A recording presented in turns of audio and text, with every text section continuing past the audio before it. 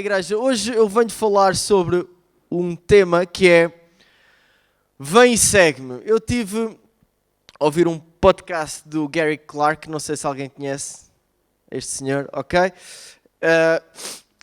E ele estava a falar sobre outro texto que eu vou falar aqui no meio, que não tem muito a ver, mas de certa forma inspirou-me e hoje gostava de partilhar um pouco sobre isso com vocês. Então, pedia que todos pudéssemos abrir em Marcos 17. Eu vou ler a versão livro.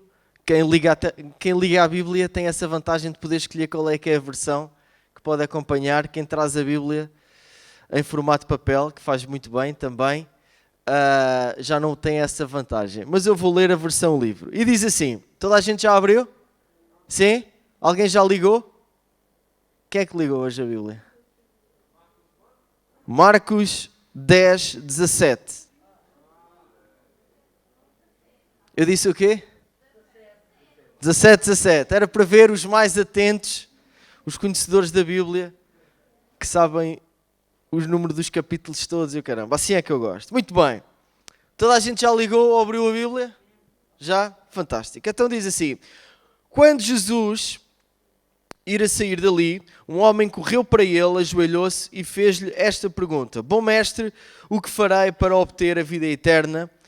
E Jesus responde assim, por que me chamas bom? Perguntou-lhe Jesus. Não há ninguém que seja bom a não ser Deus. Sabes o que dizem os mandamentos? Não mates, não adulteres, não roubes, não faças uma falsa acusação contra outra pessoa, não enganes, honra o teu pai e a tua mãe. Mestre, respondeu o homem, desde criança que tenho obedecido a todos estes mandamentos. Ao olhar para aquele homem, Jesus sentiu uma afeição profunda por ele. Em outras versões diz assim que Jesus o amou e diz, falta-te uma coisa. Vai, vende tudo o que tens, dá o dinheiro aos pobres e terás um tesouro no céu. Vem e segue-me. Desanimado com estas palavras, foi-se embora triste porque era muito rico. Jesus, voltando-se, disse aos discípulos, é quase impossível um rico entrar no reino de Deus. Os discípulos ficaram admirados com as suas palavras. Jesus, em resposta, de novo lhes explicou, meus queridos filhos, é muito difícil para quem confia nas riquezas entrar no reino de Deus. É mais fácil um camelo passar pelo fundo de uma agulha do que um rico entrar no reino de Deus. Os discípulos, porém, ficaram muito admirados, dizendo uns aos outros, então, quem é que neste mundo poderá salvar-se? Ok? Depois eu vou ler mais um bocadinho, mas vamos ficar por aqui. Vou aproveitar, vou começar a consumir o meu ordenado.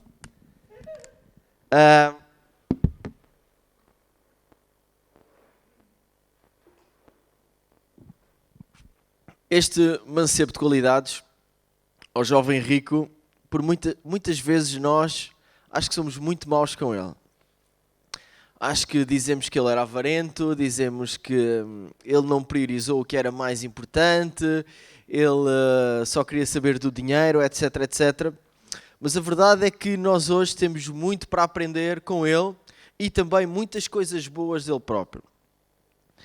E nós, para entendermos aquilo que a Bíblia nos quer explicar hoje, é importante nós também percebermos o contexto da história.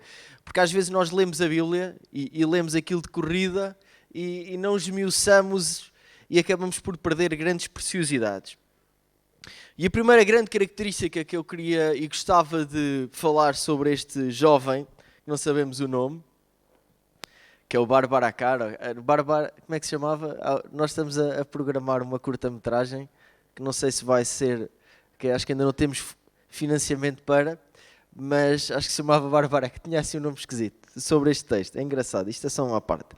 Mas a primeira característica deste homem que eu gostava de realçar é que ele tinha consciência de quem era Jesus. Talvez ele não tivesse a revelação 100% correta que Jesus era o Filho de Deus, que Jesus era o Salvador, etc, etc. Mas a verdade é que quando nós vemos, diz que ele correu para junto de Jesus e ajoelhou-se e fez uma pergunta. É portanto nós temos consciência que os judeus não se ajoelhavam por tudo e por nada, ok? Isto era um ato de extrema reverência. Se nós recuarmos aos 10 mandamentos, nós vemos que Deus diz, não te ajoelharás perante outros deuses, etc, etc. Sim ou não?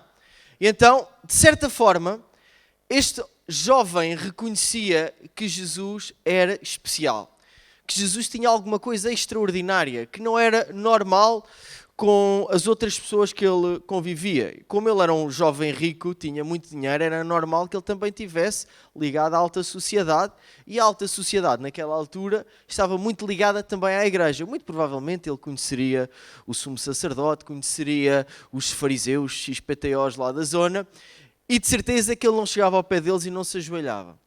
Porque um judeu verdadeiro, como nós percebemos que ele era aqui, porque ele cumpria a lei de cima a baixo, ele não se iria ajoelhar perante alguém que não considerasse que fosse praticamente Deus ou que tivesse muito de Deus na sua vida. E então, isto é um ponto muito importante que nós temos, porque muitas vezes nós, enquanto igreja, nós deixamos de reconhecer quem é que Deus deve ser na nossa vida. E deixamos de reconhecer quem é que realmente Deus é. E é por isso que nós não tem a ver com ajoelhar-nos fisicamente, mas nós não nos prostramos no nosso coração perante a sua palavra, perante a sua voz. Mas este jovem teve isso em consideração e a verdade é que ele reconheceu que Jesus era, talvez ainda não percebesse que era o Messias, o Filho de Deus enviado, mas reconheceu que realmente Deus estava com Jesus. Em segundo ponto, ele chamou de bom mestre. E isto é muito interessante, porque o mestre, o Primeiro Testamento foi quase todo escrito em grego, e mestre a origem do grego desta palavra do mestre está muito ligado àquele que pode ensinar, àquele que tem autoridade para poder ensinar outras pessoas. E estamos a falar autoridade para ensinar coisas relacionadas com a Torá, com a Bíblia. E então ele reconhecia que Jesus era alguém que lhe podia ensinar alguma coisa. E nós, às vezes, enquanto igreja e enquanto pessoas, nós próprios, chegamos àquele patamar em que já não podemos aprender de mais ninguém, porque já sabemos absolutamente tudo. Mas este jovem tinha esta característica que ele reconheceu em Jesus, que Jesus lhe podia ensinar. Sim ou não? É verdade, não é, Daniel? Em terceiro ponto, nós vemos que Jesus pergunta-lhe assim, olha, jovem, então queres herdar a vida eterna? Então tens que fazer isto, isto, isto e isto, tens que reconhecer isto, tens que obedecer a Deus, etc, etc. Tens que cumprir os mandamentos e podemos ler. Sabes o que diz? Não mates, não adulteres, não roubes, não faças uma falsa acusação contra outra pessoa, não enganes, honra o teu pai e a tua mãe. E o que é que este rapaz diz? Já faço isso desde que sou criança. Basicamente ele diz assim, desde que eu tenho consciência que devo fazer isso, eu faço isto. E muitas vezes eu próprio, Rodolfo, mesmo com consciência que não devo fazer isto ou aquilo, às vezes faço. Alguém se reconhece assim também como eu nesse sentido? Mesmo às vezes quando nós sabemos que aquilo não agrada a Deus, que aquilo não é proveitoso, que não vamos dar um bom testemunho através da nossa atitude e mesmo assim nós fazemos. Mas a verdade é que este rapaz não o fazia. Epá, nós até agora estamos a levar uma grande tareia deste rapaz. Sim ou não? E depois é interessante porque noutra versão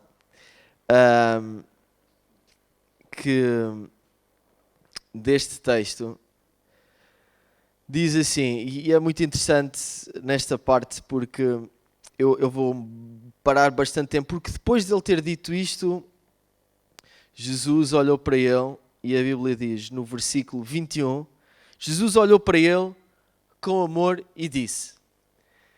Isto é extremamente importante, porque Jesus olhou para aquele jovem com amor. Às vezes nós olhamos para as pessoas que estão à nossa volta com um amor um bocado diferente, é ou não é? E aqui nós, em João 13:34, diz assim, que vocês já vão perceber, eu baralho-me um bocado aqui a falar as coisas, diz assim, assim dou-vos agora um novo mandamento, que se amem uns aos outros, como eu vos tenho amado. Assim devem amar-se uns aos outros. Isto é muito interessante porque, em primeiro lugar, nós percebemos que cumprir somente aquilo que Deus manda, não matar, ser obediente, portar-nos bem, como se diz às crianças, pode não ser suficiente. Mas depois diz que Jesus amou. E em João 13:34 diz que Jesus traz um novo mandamento. E este novo mandamento, quando é alguma coisa nova, ele traz um novo mandamento, então vai superpor aos antigos. E este é que se amem uns aos outros. Até aqui parece fácil. Vamos nos amar uns aos outros. Eu amo-te a ti, tu amas-me a mim.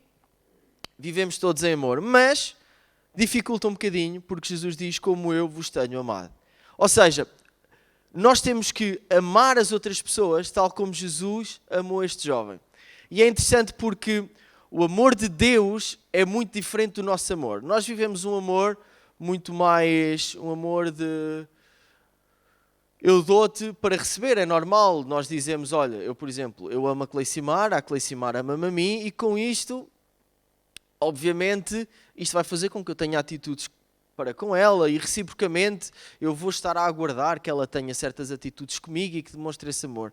Mas aqui nós vemos que o amor de Jesus, Deus quer que nós tenhamos um amor uns pelos outros tal como Ele nos ama a nós. E é aqui que faz toda a diferença, porque para nós compreendermos o amor de Deus, e a Bíblia diz que Deus é amor, nós temos que compreender a identidade própria de Jesus. Eu ouvi esta semana e dizia assim, nós tornamos-nos parecidos com aquilo que nós adoramos. Alguém concorda com isto? Nós adoramos a Deus, nós vamos nos tornar parecidos com Deus. Eu, por exemplo, nós gostamos muito, ou por exemplo, nós adoramos aquele estilo de vida e então nós vamos nos começar a tornar parecidos daquela forma. E então isto leva-nos a pensar que muitas vezes nós podemos amar a Deus e adoramos a Deus, mas a nossa percepção de Deus pode ser diferente da real percepção de Deus. Ou seja, a forma como nós vemos Deus pode não ser a forma como Deus realmente é. E isto vai fazer com que nós, enquanto adoradores de Deus, nos transformemos em pessoas que Deus não quer que nós sejamos. Exemplo, e nós vemos também a seguir que em Mateus 9:13 diz assim, isto é Jesus a falar, vocês têm de aprender o que significam estas palavras. Mais do que os sacrifícios, eu quero a vossa misericórdia. Isto é Jesus a falar. Ou seja, para nós compreendermos a identidade de Deus, para nós compreendermos quem nós adoramos, é importante que nós entendamos efetivamente o que é que Deus prefere, como é que Deus pensa, como é que Deus ama. E aqui neste texto Jesus diz que Ele ama, Ele prefere a misericórdia aos sacrifícios. E aqui nós começamos a perceber um pouco o amor de Deus, porque quando nós pensamos assim, e aqui há outras traduções que dizem que em vez dos sacrifícios dizem holocaustos. Se nós pensarmos, sacrifício ou holocausto é alguma coisa que eu faço diretamente para mim, sim ou não? Ao passo que a misericórdia, eu não exerço misericórdia sobre mim, ou exerço? Vou ser super misericordioso comigo. Eu às vezes sou um bocado, porque isto é só uma parte, eu por exemplo, eu gosto de comprar algumas guitarras e então eu no Natal compro sempre uma prenda para mim. É quase como eu exercesse uma misericórdia comigo próprio. E então compro uma guitarra, ou compro uns pedais, ou compro umas coisas assim. É uma prenda para mim próprio. Mas a misericórdia não é isto. A misericórdia é algo que nós fazemos em proveito do próximo. E quando nós compreendemos o amor de Deus, Deus diz assim, olha, atenção, que é mais importante aquilo que tu fazes pelos outros do que aquilo que tu fazes para o teu próprio benefício. É isto que este texto está aqui a dizer. E é importante porque nós às vezes, e nós vemos que Jesus estava sempre a ser rodeado de fariseus, rodeado de pessoas que eram muito sacrificiais e em vez de serem misericordiosos com as outras pessoas, ainda eles sacrificavam ainda as outras pessoas, praticamente. E é isto que Deus não é.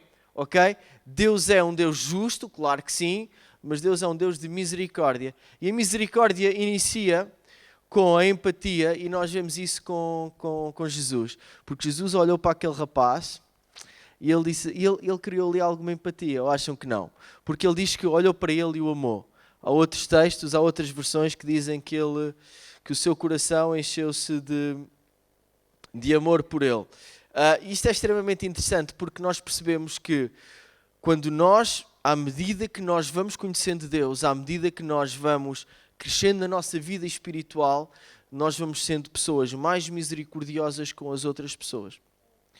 Ou seja, vamos ser pessoas mais tolerantes com as outras pessoas. Nós vemos vários exemplos destes na Bíblia. Nós vemos Jesus quando chega, aquela mulher ia ser apedrejada, sim ou não? E o que é que Jesus demonstra ali? Um ato de misericórdia. Ou seja, Jesus não foi aquele de apontar o dedo, olha, tu és isto, tu és aquilo, tu és aquele outro. Obviamente, claro que sim, Deus confronta o nosso pecado, é verdade. Mas isso é Deus que confronta, é a sua palavra que confronta. Mas não somos nós que uns contra os outros devemos rebaixar alguém ou devemos levantar alguém no sentido de tu és um grande pecador e então tu vais para o inferno e vai ser o fim da tua vida. E bumba, bumba, bumba. Não é isso que Deus quer dizer. Deus quer nos trazer de uma forma muito mais positiva e quando nós vemos a lei e quando nós estudamos a lei, eu acho que as pessoas, e naquele momento eles não perceberam realmente como é que funcionava o amor de Deus. Porquê? Eles eram muito mais do apontar o dedo. Porque a verdade é que à medida que nós vamos crescendo espiritualmente, e da mesma forma, à medida que nós vamos crescendo enquanto pessoas, nós vamos percebendo, eu já vou sabendo umas coisas. E então começamos a achar que nós é que somos donos e senhores da razão. Que nós é que somos donos e senhores do conhecimento. E ao passo que todos nós temos telhados de vidros. Sim ou não? Mas nós não somos misericordiosos com o outro, com o medo de, depois ele vai levantar o meu problema. Num grupo de conexão, não posso dizer, não interessa quem foi, de repente estavam a dizer, aquela pessoa, isto e há um segredo. Mas se ela conta o segredo, eu vou dizer todos os podres dela. Nós não somos misericordiosos com as outras pessoas, somente pelo medo das consequências que possam haver. Olha, ele também sabe o meu pecado, depois estou desgraçado, vou ficar aqui. Mas não é isso. Todos nós temos que ter consciência que cada um está na sua corrida, certo? Cada um está no seu patamar, mas todos nós juntos podemos nos motivar uns aos outros para crescermos em Cristo. E este é o desafio que nós temos que levar. É que nós temos que perceber que Deus prefere a misericórdia ao sacrifício. Ou seja, as coisas não se centram somente em ti, mas as coisas centram-se na pessoa que está à tua frente, na pessoa que está ao teu lado. Por isso é que Deus diz, olha, amar a Deus acima de todas as coisas e ao próximo como a ti mesmo. Aqui não diz amar a Deus acima de todas as coisas, amar-te a ti como amas ao próximo, ok? Deus aqui coloca primeiro o próximo e depois é que te coloca a ti. Porque Deus, Jesus, prefere a misericórdia ao sacrifício. E Jesus olhou para aquele homem e o amou. Isto é que é muito interessante, porque muitas vezes nós olhamos para aquelas pessoas que até podem cumprir muita coisa, ou cumprem muito pouco de Deus, ou cumprem muito pouco das suas normas, mas a verdade é que nós não as conseguimos amar, mas fazemos uma coisa muito bem, que é apontar o seu defeito. É ou não é? E não foi isso que Jesus fez. Jesus olhou e deve ter dito aquilo com um enorme amor, com aquela afeição que somente Ele deve ter. Em 1 João 2,6 diz assim, aquele que diz que está unido a Deus tem que seguir o caminho que Jesus seguiu. Ou seja, por outras palavras, isto quer dizer, aquele que diz que é cristão e que segue a Jesus, deve e tem que seguir, tem que amar como Jesus amou. Tem que viver como Jesus vive. Tem que olhar para as pessoas como Jesus olha. Tem que amar as pessoas como Jesus ama. Tem que ser misericordioso como Jesus foi misericordioso. Porque vejam, Deus deu o seu Filho, e atenção, porque Deus, Jesus e o Espírito Santo é tudo a mesma coisa, mas conseguimos separar aqui com algumas características diferentes. Mas a verdade é que Deus deu Jesus, não por amor a Deus, não por amor a si próprio, mas por amor de nós.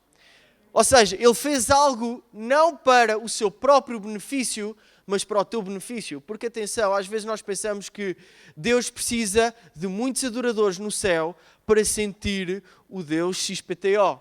Deus não precisa absolutamente nada disso, mas Deus dá uma oportunidade para nós o seguirmos, para nós podermos ter o privilégio de quer viver aqui na Terra de uma forma extraordinária, de uma forma bonita e de uma forma como Ele quer e de uma forma feliz, como termos uma eternidade para vivermos com Ele. Ou seja, não é Deus que quer que nós o adoremos só porque Ele precisa de sentir adorado, mas é Deus que nos dá a oportunidade de nós o adorarmos. E é isto que faz toda a diferença, que é nós, quando dizemos que somos cristãos, quando nós dizemos que seguimos Deus, nós temos que viver como Jesus viveu.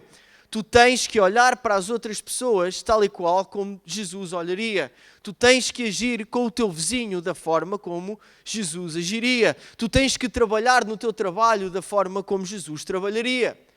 E este é o desafio que nós temos. Acham que é fácil? Acham que é difícil? Também não é assim tão difícil, ok? Isto é tudo uma questão de perspectiva, porque, obviamente, há tentações, sim ou não? Mas nós temos domínio próprio, ou não temos? Ou vocês, toda a gente aqui hoje teve domínio próprio. Toda a gente levantou-se, estava-se melhor ou não estava melhor na cama? Com este fresquinho, estava-se bem ou não estava bem nos lençóis? Estava, sim senhora, mas nós pegámos em nós, tivemos domínio próprio e viemos à igreja. Pessoal, e não é uma coisa extremamente difícil, ou é? Não é? Por isso eu acho que nós temos que, às vezes nós olhamos para o caminho cristão e achamos que ele é demasiado complexo. Mas nós às vezes é que tornamos as coisas bem difíceis e bem complexas. Concordam ou não? Muito bem, vamos prosseguir. E Jesus diz àquele homem que, olha, basta-te uma coisa, que é, vendes tudo, dás aos pobres, vens e segues-me. Era difícil. Vender é difícil. Não é difícil, é só pôr à venda e vender. Se houver poucos compradores, baixa-se o preço e alguém compra. Sim ou não? Não é difícil. Dar aos pobres é difícil. Quem é que já deu aqui alguma esmola a alguém? Ninguém. Toda a gente já deu. Toda a gente já deu uma esmola. É difícil? Não é difícil. Dar é difícil, não é difícil. Claro que sim, é difícil, não é? Uma pessoa abdicar de todo o património que tem, da fortuna que tem e dar a alguém, não é fácil. O gesto é fácil, a ação é fácil, mas tudo o que está por trás não é propriamente fácil. E então aquele jovem, nós vemos, depois de Jesus ter feito este desafio, ele foi-se embora triste. E Jesus diz... Estão a ver, meus meninos? É muito difícil um rico entrar nos céus, no reino dos céus. Atenção, eles ficaram assim um bocado baralhados. Pá, é difícil um rico entrar no reino dos céus, então vamos todos ser pobres, porque ser pobre é mais fácil entrar no reino dos céus. Acham que sim? Acham que é mais fácil para os pobres entrar no céu do que para os ricos? É igual, a entrada é a mesma. É tudo precisamente igual. Mas Jesus explica mais à frente e diz assim... Aqueles que confiam nas riquezas, e este é que é o problema. Atenção, Jesus não tem, e Deus não tem nada contra ser ricos, ok? Podes ser rico à vontade, mas aqui a questão está, aqueles que confiam em alguma coisa mais do que confiam em mim, não vão entrar no reino dos céus. É basicamente isto que Jesus está a dizer. Deus não tem nada contra quem tem dinheiro, Deus não tem nada contra quem é pobre, Deus não tem nada contra quem é da classe média, alta, média ou baixa, ou multimilionário, Deus não tem nada contra isso. Deus ama todos da mesma maneira e a dificuldade para entrar no reino dos céus é precisamente a mesma. Agora a questão é, ele diz assim, aquele que confia na riqueza. E nós percebemos que nós podemos fazer tudo na igreja, nós podemos cumprir todos os mandamentos, nós podemos fazer tudo, mas tudo pode ser em vão. Se a tua confiança estiver depositada no lugar errado. E é isto que é extremamente interessante, porque para aquele jovem, a sua segurança, a sua confiança estava nas riquezas. E para ti, onde é que está a tua confiança? Onde é que está a minha confiança? O que é que, se eu perder, vai desnortear completamente a minha vida? Pode ser o teu trabalho, pode ser o teu visto, pode ser a tua mulher, pode ser os teus filhos, Pode ser o que quer que seja. Pode ser uma coisa tão pequena e tão grande ao mesmo tempo. Porque se a tua confiança não estiver depositada no sítio onde deve estar, e essa confiança deve estar depositada em Jesus, pode ter sido tudo em vão. Acho que é Paulo que diz que se nós cumprirmos toda a lei e não tivermos salvos, não é? Se não tivermos a nossa confiança em Deus, somos piores do que os infiéis, porque nem curtimos o Senhor, nem curtimos o mundo. É ou não é? E então, isto leva-nos a refletir que Jesus hoje faz-nos um convite a todos nós, que é: vem e segue-me. Obviamente, nós percebemos que aqui Jesus tinha um ministério itinerante e ele dizia a várias pessoas: vem e segue-me, vem e segue-me. Follow me, follow me. Alguém já ouviu? Follow me. Vem e segue-me, segue-me. Mas hoje nós provavelmente não vamos precisar de sair de Orem, não é? Não vamos precisar de largar a nossa família, não vamos precisar de dar tudo. Vamos a Fátima a seguir. Não vamos precisar de dar tudo na igreja ou dar tudo aos pobres. Não é isso, mas nós temos que perceber o que é que nós precisamos de largar para realmente seguir Jesus. E eu gostava, antes de terminar, que pudéssemos ler Lucas 5:57. E eu vou ler aqui a versão livre também.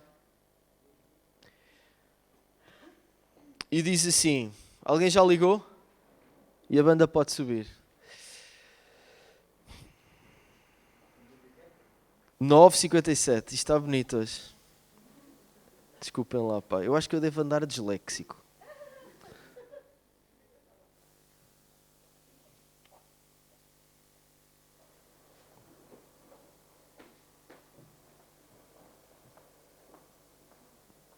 Toda a gente já abriu?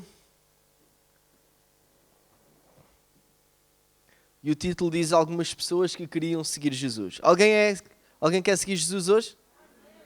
Amém. Hoje e sempre? Mas olha, a Miri disse uma coisa e é mesmo verdade. O amanhã não existe, só existe o agora, não é? E então, quem é que quer seguir agora Jesus? Amém? Então vamos ler. Quando Jesus e os seus discípulos iam pelo caminho, o homem disse a Jesus: eu estou pronto a seguir o Senhor para qualquer lugar onde o Senhor for. E então Jesus disse: as raposas têm as suas covas e os pássaros os seus ninhos, mas o Filho do Homem não tem onde descansar. Aí ele disse para o outro homem: venha comigo, ou seja, segue-me, dizem outras traduções. Mas ele respondeu: Senhor, primeiro deixa que eu volte e sepulte o meu pai. Jesus disse: deixa os mortos sepultarem os seus mortos, mas você vai e anuncia o reino de Deus. O outro disse: eu seguirei o Senhor, mas primeiro deixe que eu vá me despedir da minha família. Jesus respondeu: quem começa a arar a terra e olha para trás não serve para o reino de Deus. Neste texto nós percebemos que, em primeiro lugar, que Deus nem Jesus é contra a família, nem que Deus é contra nós fazermos o nosso luto, não é nada disso. Mas Deus gera-nos aqui uma necessidade de urgência. E é isto que nós temos que levar na nossa consciência hoje, que é: eu preciso e não posso fazer nada sem eu primeiro tomar esta decisão de seguir Jesus. Eu posso ter que largar tudo, posso ter que largar onde eu tenho a minha confiança, e vais ter que largar isso para seguir realmente Jesus. E hoje existe esta grande urgência, que é tu tomares esta decisão de: eu, Rodolfo, decido que a partir de agora eu vou seguir Jesus. Eu decido que a partir de hoje eu vou seguir os passos de Jesus. Eu vou amar como Jesus amava. Eu vou preferir a misericórdia ao sacrifício. E eu gostava que todos pudéssemos ficar de pé e que pudéssemos refletir um minuto sobre isso. Eu gostava de convidar hoje a tomares esta decisão. Em primeiro lugar, esta decisão é: eu vou largar tudo aquilo que me impede de seguir Jesus. Eu vou largar tudo aquilo que me afasta de Jesus. Porque eu reconheço que em Jesus eu encontro o seu amor, eu encontro o seu perdão. E hoje ninguém te está aqui a apontar o dedo, se já estás há muito tempo na igreja, ou se estás há pouco tempo na igreja, se fazes alguma coisa na igreja ou se nada fazes. Se se já estiveste em muitas outras igrejas, se já pregaste, se não pregaste, se tocas no louvor, se cantas no louvor, não é isso que é relevante. O que é relevante hoje é nós tomarmos uma decisão. Por isso, onde tu estás, fecha os teus olhos e começa a orar a Deus e começa a dizer: olha, Senhor, eu quero seguir-te, ajuda-me a seguir-te, ajuda-me a confiar em Ti, ajuda-me a que eu tenha apenas a minha confiança depositada em Ti. E hoje quero fazer um convite, que é: se tu hoje queres decidir seguir Jesus, tu pudesses levantar o teu braço e juntos possamos orar enquanto igreja. Ninguém vai estar a ver, ninguém vai estar a olhar para ti, mas esta é a decisão mais importante da tua vida. Esta é a decisão que vai mudar o rumo da tua vida. Esta é a decisão que vai fazer com que tu sejas uma nova criatura. Oh Pai, obrigado, Senhor, pelo teu amor. Obrigado, Jesus, porque tu estás neste lugar e tu és misericordioso connosco, Senhor. Obrigado pela tua graça, porque tu ama-nos independentemente daquilo que nós somos, independentemente das decisões que nós tomamos ontem, que tomamos hoje. Por isso, Deus, eu te peço, Senhor, que tu possas ajudar-nos, Senhor, perdoar os nossos pecados, para que nós te possamos seguir, Jesus. Por isso, Deus, entregamos as nossas vidas a Ti, entregamos os nossos corações a Ti, Senhor. E prometemos que a partir de hoje largaremos tudo aquilo que nos afastar de Ti. Largaremos tudo aquilo onde nós temos depositado a nossa confiança, porque nós confiamos em Ti, Senhor, porque nós colocamos as nossas vidas nas Tuas mãos, Senhor. Por isso, Senhor, entregamos o nosso coração a Ti, Jesus.